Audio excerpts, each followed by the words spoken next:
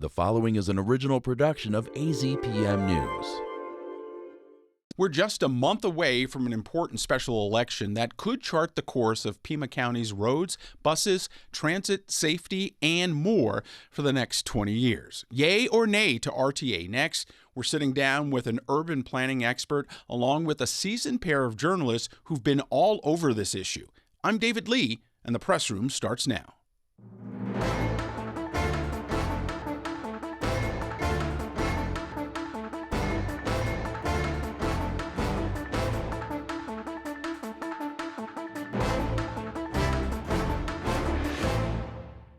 Welcome to the press room. I'm AZPM News Director David Lee, and today we're talking about RTA Next, Propositions 418 and 419 in the upcoming election with a little bit of a twist.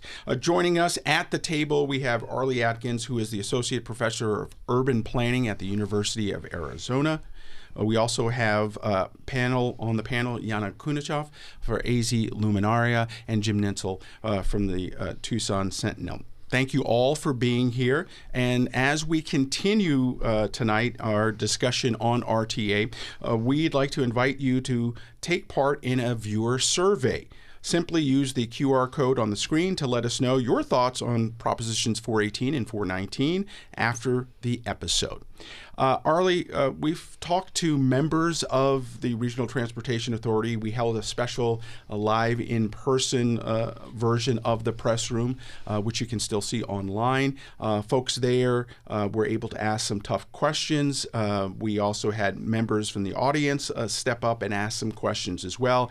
You're an expert when it comes to just kind of overall urban planning and laying out cities. What stands out for you right now when you look at the RTA plan right now?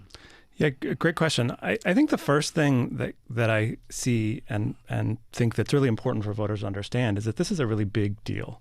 This is really setting the agenda, setting the roadmap for the next 20 years of transportation investment in the region, and that impacts every, from Tucson to the smaller jurisdictions.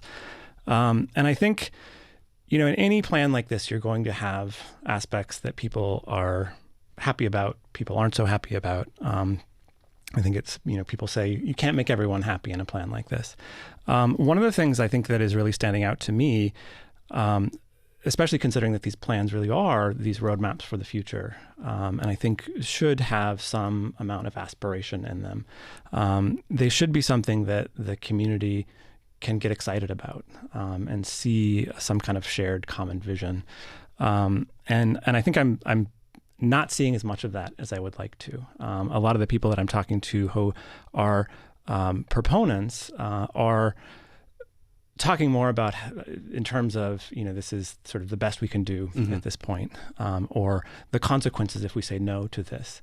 And so I think to the degree that I really would rather see, a stronger vision for the future of transportation in the region, I think that's something for people to pay attention to. Yana, definitely a big deal. Are you seeing a lack of enthusiasm about this? I mean, everyone I talk to sees transit as really important, and they want changes in what transit, or certain investments in what transit will look like in the future in Tucson. I don't think that they are seeing it from the folks I'm not talking to a lot of folks who are seeing it in the RTA Next plan. Right. But I also think that they have concerns about kind of some questions about the governance structure and RTA more broadly. But I also think that they want things like more bike lanes or more protected bike lanes and conversations about pedestrian safety that I think they really feel are lacking, and that's where I see the urgency. Jim, what are you seeing when you talk to folks about it right now? I think there's a horseshoe thing going on. There's a lot of folks on the left who are unhappy about there not being more transit support in there. I think there's a lot of people on the right who say, we don't like taxes at all. We're upset that more work wasn't done during the first 20 years of the RTA, that some projects did not get finished. So you have, and then you have, I think, folks in the middle who basically say, listen, we're way behind on investing in our infrastructure. We need to get our roads in better condition. We need to improve our corridors. And, they say they feel as though The transit element is about $36 million a year. Right now, the RTA provides about $20 million a year in support of transit. So they're saying that's a significant increase from what we're getting now, and they feel like the balance is right. So, where that will land on Election Day, and ballots do go out next week for this March 10th election, and folks need to register by Monday if they want to vote in it. And where the voters will land on that, of course, remains to be seen. In terms of your reporting, if these two propositions, 418 and 419, do not pass, what's your understanding of the money that's still in the pot right now versus what they might need to create the next plan if it doesn't happen? What happens to some of that money? So there's money that's still being collected and will continue to be collected through the end of June, and that is dedicated to a number of projects that have not yet been finished. There are projects on top of that they've run out of funding to complete, and that's been moved into the second round of that. So one of the things that would happen if this gets passed is projects like Grant Road and First Avenue and Silver Bell Road and Houghton Road, 22nd Street between Keno and I-10. Those projects would have the funding to continue. If it goes away, there's no telling where the funding would come for those projects. With transit, right now, again, $20 million a year, about $10 million for inside the city limits, about $10 million for service outside the city limits that they expanded into as a result of the first RTA. That goes away. Okay. The city council discussed that. The staff is coming up with alternatives. They're going to have to go through a whole public process if it does not pass to determine the best way to go on that. But it's definitely going to, well, I shouldn't say definitely, perhaps the city can find money elsewhere. And there's always money in the banana stand, as they say. But the city is facing a $40 million deficit next year, so it's going to be a difficult conversation to find additional funding without going back to charging fares for the transit. And that's a big thing, right? Charging fares. I mean, there was, I think some people thought, oh, we're going to have this transit system, this train that will be there, we'll be able to make some money off of it, and that's not happening. Yes, and I would say that typically fares are a fairly small part of revenue for a transit agency. They're actually very costly to collect fares and deal with that. Increasingly, we're seeing complex fare collection systems that are very expensive. But it does matter in a constrained resource environment. Every dollar helps. Okay, Yana, when you talk to people right now in some of your reporting, how frustrated is the community with this whole process right now? Yeah, I mean, I think that I think you obviously have sort of a coalition that has come together against some of this effort. That I think you have folks who are very active in the transit space. I think also having folks kind of from the Republican Party who are against this. I think, to me, that it makes me think a lot about Prop 414, which I think was an example of an effort to kind of have like a big tent public investment, but there were so many people that I think felt there was something they were really strongly opposed to in that there was not enough people that came together to pass that effort. So I think what I see here is that I haven't talked to anyone who said that they absolutely hate every single thing being proposed here, but I think they say there's not enough. And I think that frustration in this moment of, I think, broader feeling of public scarcity is, I think, turning people away from the plan. And it's also really complicated, right? So I think that it takes time to understand it, to understand how it works, how RTA works. And I think that is hurting the effort to get people on board because it just takes attention and work to understand. Yeah, Arlie, there's a lot of us versus them in this discussion, core residents versus suburban residents, drivers versus people who like to take alternative modes of transportation. Is this level of contention something that you see in other communities around the country with developing a plan like this? You certainly can. I think we can also look at many examples, including Phoenix just last year, where they were able to pass, Maricopa County was able to pass what I think a lot of people are calling a more balanced approach. I think it included considerably more for transit, Also more specifically for transit infrastructure investment, so building out their bus rapid transit system. And that's on top of the city of Phoenix, passing a measure, probably 6 or 7 years ago, funding a lot of light rail expansion. So I think that you can build strong coalitions when you strike that right balance, and I think other jurisdictions other regions have managed to do that in a way that I'm not seeing people coming together around this package. Jim, are there enough alternative forms of transportation kind of built into this plan? I know a lot of people are talking about different things, that it's maybe more attuned to people who want to have cars and drive as opposed to other alternative plans? Oh, I think it's definitely attuned to people who have cars and want to drive, but I think that's the majority of the people in the community. I don't think, the transit, I think, got to about 15 million riders in the year 2018. Slid off considerably, especially during COVID, and now is back up to about 15 million people riding the bus. And it's unclear to me how they're tracking the number of riders via SunTran, because people aren't paying fares anymore. So I don't know how they're doing that. And I've reached out to SunTran, and they haven't been able to get me that answer. Okay. So I definitely think in terms of a coalition, I think if you look back to where they were in 2006, you had a much larger coalition moving in favor of this. And I think that was because there was a sense that we had you mentioned Maricopa County, which passed its sales tax for transportation a good 20 or 30 years before Tucson finally did in 2006. So they had been way ahead of us in terms of paying for infrastructure up there. And we have been we just haven't had the money to really keep up with our transportation system, which is why you have so many potholes. And that has reversed to some degree as a result of RTA, as a result of the city of Tucson passing its own transportation initiatives that have helped patch potholes and things like that. But the last time out, in this case, you definitely have the vast majority of elected officials in all the jurisdictions are supporting this. You certainly have the business community strongly behind this, but you don't have the Republican Party, and you don't have there's a split among people who support transit for sure, but it's not there was a lot more support from transit advocates in the last one, I think, because of things like the light rail in downtown. That was part of this, and RTA paid, I think, about $75 million of the cost of putting that together. So, and I do get the Prop 414 vibes on this one, where you're just hearing a lot more opposition from the channels I'm listening to than I'm seeing support.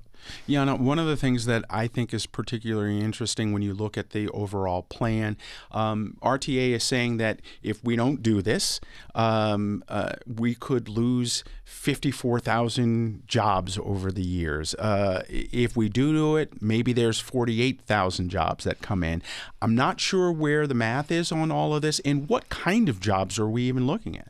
Yeah, I don't have a great sense of that breakdown. I think looking at the Connect Pima, the fact that there have been a lot of building trades that have invested in, which is the PAC that is supporting the effort, have invested in that effort. I think seeing the bus drivers unions and asked me at SEIU, but I think labor has been supportive of bus driving jobs. I think I can see that is I think just like can be a sustainable job in a community that struggles to always find jobs for people to do that pay living wages in the place we live. I think this was in the data center fight. I think that this is just I think they're hitting on like a really just sore area for the community of the reality that it's like a economically struggling for many people in many ways. I'm not seeing that as what is sticky for the people who are opposed. Like, if there's anything that I'm seeing that the people who are opposed are like kind of interested in, it's the fact that there is money, it's the transit money and the concerns about that. So okay,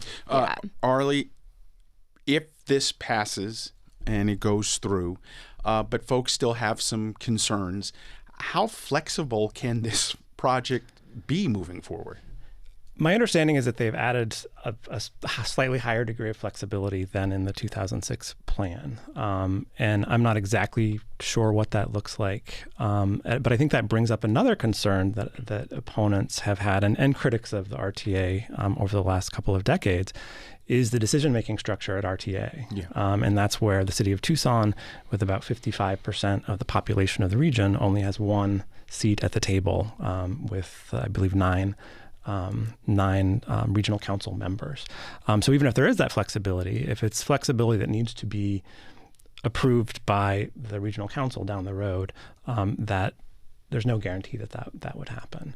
And really quickly, if I could, just to the Sure. jobs number, I've looked into this a little bit, and I think one of the things that's missing there, and I think, again, this is part of the nuance and the sort of bigger discussion that needs to be happening, is that I think while there may be some level of exaggeration there, I think it's also true that those numbers are based on an alternative where we do nothing, where we stop investing in transportation, period, at the regional level for the next 20 years. And I just don't think that's realistic. I think that there is appetite, if this were to fail, to come back to put something else together that could look like a smaller regional approach, and then the jurisdiction, so Tucson coming up sort of its own plan. But I don't think it's realistic to think that if this fails, we're going to stop investing in transportation, which can be a driver of economic growth for sure. Jim, how much of a danger has there been, though, saying you have to pass both of these, right? 418 and 419. You can't do one without the other. I mean, that could mess a lot of stuff up if it doesn't go through. I think if you're tending to support the proposal, you're gonna vote for both. Okay. If you're thinking, I don't like the proposal, you're going to vote against both. I don't think voters are going to make that big a difference. I think last time out, the sales tax lagged behind the plan by a percentage point or something like that. But I think most people will probably go one way or the other. And that's basically just the way it was set up in state law, which, to your point that the governance structure is, it gives every jurisdiction a separate vote. I think that also was set up by the state legislature, and I don't think it's likely that the city of Tucson is going to be able to persuade the Republican-controlled legislature to change up that structure. I think we're stuck with what we're stuck with there. I don't think I just don't see the Arizona legislature saying, "Oh yeah, Tucson, we think this is unfair. Let's give you more of a voice." That seems like a reach to me. All right. So I think that you are correct that it's a reach. I think it's going to be a heavy lift to get that changed, which is one of the reasons that people have concerns about the next 20 years under this plan with that governance structure. But one of the first times I got involved in these conversations with RTA was the mayor of Tucson, current mayor of Tucson, asking me to look into this and testify at regional council. And there is some discussion right now, and I think my read is that if Pima Association of Governments were to change their governance structure, their voting structure, their membership structure, that would automatically change the RTA regional council voting structure, and that is something that would not need legislative approval. And I know there are ongoing conversations between the city and PAG, but so far they have not come up with a solution to that. I don't think we can ever guarantee that things will remain the same on the political front, but I do think Mayor Romero has proven pretty adept at bringing in the tribes in the city of South Tucson and Pima County to her way of seeing things and been able to essentially control the way the final package came together. She got a lot more for the city of Tucson than was originally on the table for them. Yana, it seems like it would be easier, since there's already a half-cent tax in place, to just kind of extend it, as opposed to whether or not they had to shut it down and then start a whole new tax, right? Yeah, I mean, it seems like that, I think that is easier in the administrative elements of my understanding of government. I think that the level of opposition that I'm seeing to this now, though, I think that I wonder if a different type of tax or a city-specific tax will maybe just be received a little bit better than this one that comes with the past 20 years of concerns and people's specific experiences around RTA. And that's an important point, is that it may be that we move away. If this fails, the city of Tucson may decide to go it alone and pass their own sales tax and use that towards funding transportation and transit. And that sort of remains to be seen. But I think they'd come up with about $80 million a year if it was just in the city of Tucson, as opposed to the RTA, which is about $125 million a year. Arlie, one of the things that the RTA folks have talked about is the importance of I-10. This is also why this plan right now has to happen. How important is that aspect of it when you look at the overall planning of it?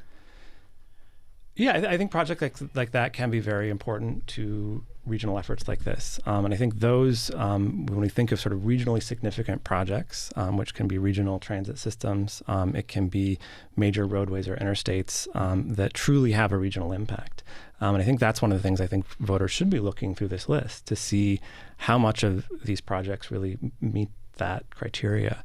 And I think you'll find some in here that do if you look at the project list, but then you'll find some that I think really are more local projects. And that's where I think this starts to feel less like an actual plan and more like a list of projects. And I think there's some questions about, what got included and what didn't, the public process, some last minute changes that were added, literally last minute or last week changes. So I think those projects are very important, as is transit, as is safety. And I think people have to look both at what's in here and also what's not in here. I'll throw this out to all of you. I got my my voter guide at home, which looks like War and Peace. It was a huge element.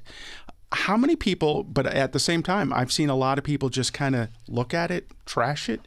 Are people really going to get in and look at all of this? I would say this is a requirement of state law. Yeah.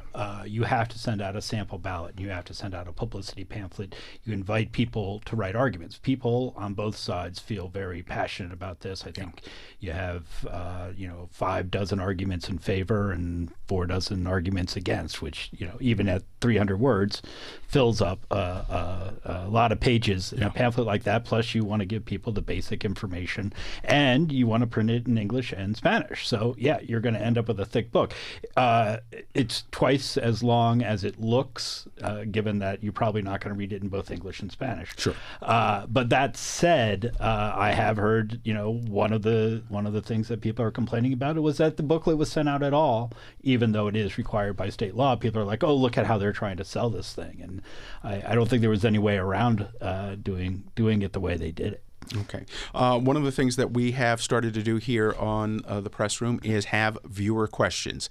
It's an opportunity each week for you all to chime in and ask a question. You can always go to azpm.org/pressroom or comment on the YouTube channel here, and we'll pull one of them each week and open it up for the panel.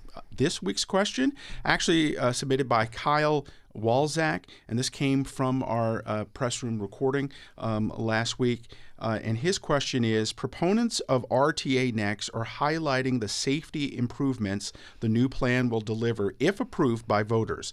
They say passing Props 418 and 419 will make commutes safer.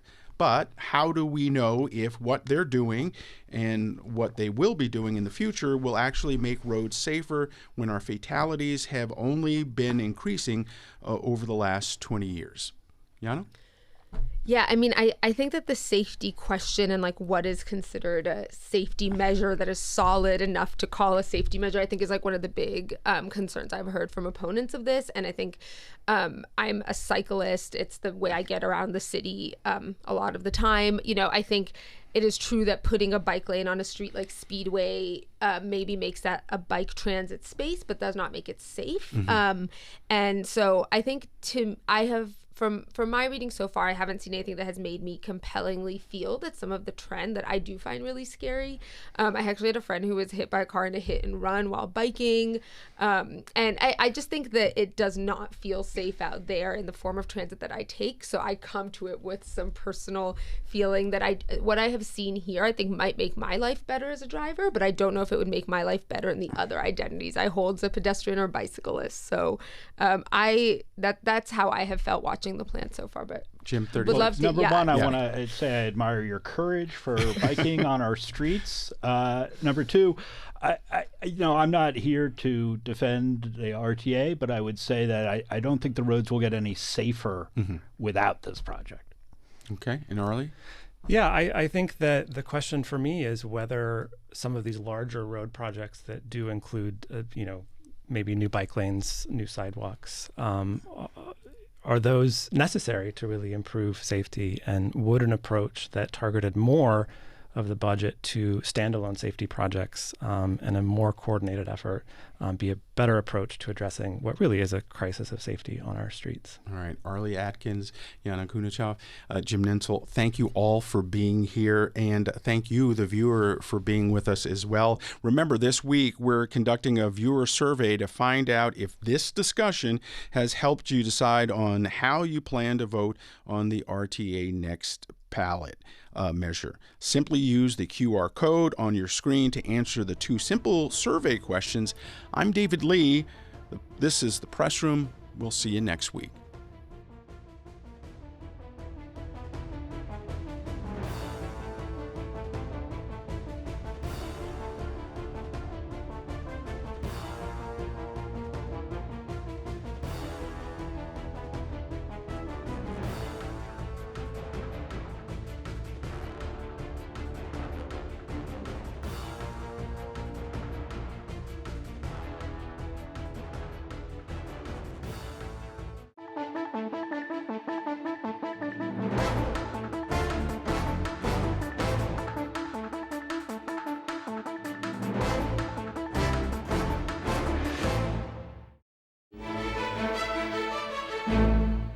Thanks for watching The Press Room here on YouTube. If you have a question about something we talked about, please leave a comment below.